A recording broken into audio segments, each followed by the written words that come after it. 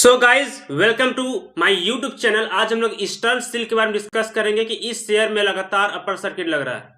आखिर इस शेयर में क्या हुआ है जो अचानक यहाँ पे लगातार कुछ दिनों से अपर सर्किट लग रहा है, तो इसलिए वो समझेंगे इस वीडियो में आखिर यहाँ पे तेजी का कारण क्या है। इसलिए वीडियो को अंत तक जरूर देखें। कंपनी में अपर सर्किट और उसके साथ स्ट्रॉन्ग बाई इंटरेस्ट भी लोग दिखाए हैं।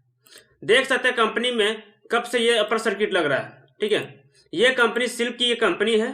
ठीक है, और देख सकते हैं यहाँ से अपर सर्किट यहाँ से लगना स्टार्ट किया 59 रुपये से, और जो यहाँ अपर सर्किट लगना स्टार्ट किया है पहुंच गया 77 रुपये में, और लगातार यहाँ पर 8 दिनों से इस शेयर में तेजी देखी जा रही है।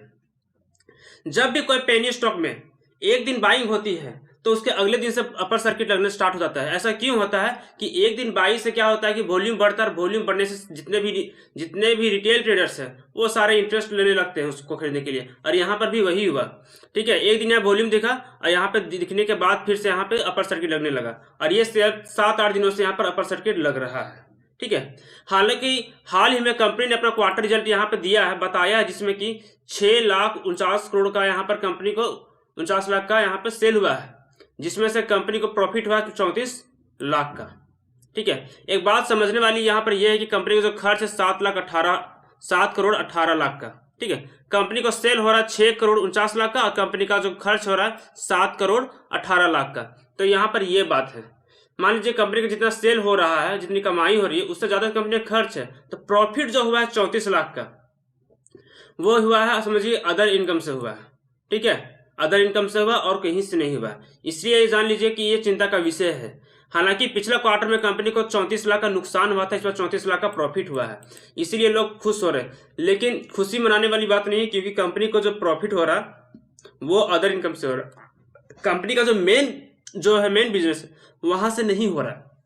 ये चिंता का विषय कंपनी के लिए, समझे। और कोई बड़ी बात यहाँ नहीं, क्योंकि पिछला क्वार्टर में हालांकि 5 करोड़ का सेल हुआ था, इस बार 6 करोड़ 49 लाख का सेल हुआ है। ठीक है, तो ये अच्छी बात है कंपनी कि माइक्रो कैप स्टॉक में जब सप्लाई कम और डिमांड ज्यादा होता है, ठीक है, जब सप्लाई कम, यहाँ पे सप्लाई कम और डिमांड ज्यादा होता है, तो वहां पर अपर सर्किट लगना चालू हो जाता है। और देख सकते हैं लगातार 8 दिन से कैसा अपर सर्किट, एक दिन वॉल्यूम बढ़ा यहाँ पर, और यहाँ जो अपर सर्किट जो भागना किया यहाँ पर मतलब वॉल्यूम ज्यादा नहीं है। ठीक है, और यहाँ पर सप्लाई यहाँ पर कम है, डिमांड ज्यादा है, और इसी वजह से ये सरकार अपर सर्किट लगा रहा है शेयर। ठीक है, इसलिए यहाँ पर तेजी देखी जा रही 8 दिनों से। ठीक है, हालांकि इस क्वार्टर में कंपनी को जो प्रॉफिट हुआ मात्र 34 करोड़ अदर इनकम की वजह से। कंपनी का जो मेन बिजनेस है वहां से नहीं है। स्टॉक का जो वॉल्यूम है काफी लो है और माइक्रो कैप कैटेगरी में भी आता है। ठीक है, ऐसे शेयर्स में थोड़ी बाइंग भी प्राइस को बहुत जल्दी अपर सर्किट देता है। मान लीजिए कोई भी छोटा स्टॉक है, वहां पे एक दिन अच्छी खासी बाइंग होगी, तो अगला दिन से देख लीजिएगा उस सर्किट में अपर सर्किट लगना चालू हो जाएगा। ठीक है, और इसीलिए इस शेयर में अपर सर्किट यहाँ पर लगना चालू हो गया है, और ये शेयर इसीलिए थोड़ा सा रिस्की माना जाता है। ध्यान देने वाली एक बात है, यहाँ पर कंपनी का जो लॉन्ग टर्म फाइनेंशियल ट्रैक है वो खराब है। ऐसा क्यों कह रहा हूं, यहाँ पे आप देख सकते हैं यहाँ पर कि बैलेंस शीट, अभी बैलेंस शीट जो देख सकते हैं कंपनी का, यहाँ बैलेंस शीट में कंपनी का रिजर्व कितना है 61 करोड़ 74 लाख का, और कर्ज 64 करोड़ 49 लाख का। मतलब कंपनी के पास इतने पैसे है नहीं, उससे ज्यादा कंपनी के पास कर्ज है। ये भी चिंता का विषय है, और इसीलिए कंपनी को थोड़ा इस कंपनी में इन्वेस्ट के लिए थोड़ा सा हमें सोचने की जरूरत है, क्योंकि कंपनी ओवरवैल्यूड है। कंपनी कमा रही है लाख में, और कंपनी का जो प्राइस है 77-78 रुपये, तो कंपनी का कमाई और कंपनी का शेयर प्राइस दोनों मैच ही नहीं कर पा रहा। तो इसीलिए एक बात कह रहा हूं कि कंपनी जो है यहाँ पर फाइनेंशियल रिकॉर्ड कंपनी का खराब है, इसलिए इसमें इन्वेस्ट करने से पहले 2 बार सोच विचार कर लें कि कंपनी क्या इन्वेस्टमेंट के लायक है या नहीं। माइक्रो कैप होने की वजह से वोलेटिलिटी और ऑपरेटर रिस्क हाई होता है।